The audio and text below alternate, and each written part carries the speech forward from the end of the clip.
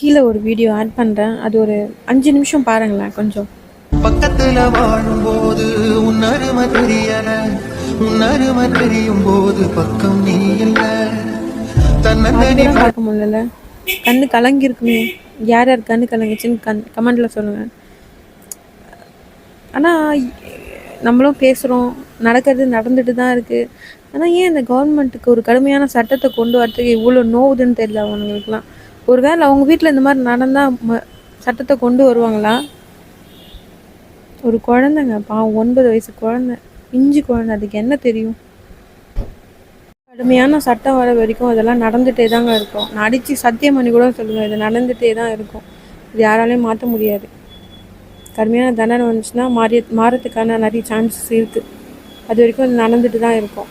இதே மாதிரி ஹேஷ்டேக் போட்டு ஒரு பேராக ஆட் பண்ணி சேர்த்துக்க வேண்டியது தான். பேசிகிட்டே இருக்க வேண்டியது தான் நாள் ஃபுல்லாக, வருஷம் ஃபுல்லாக.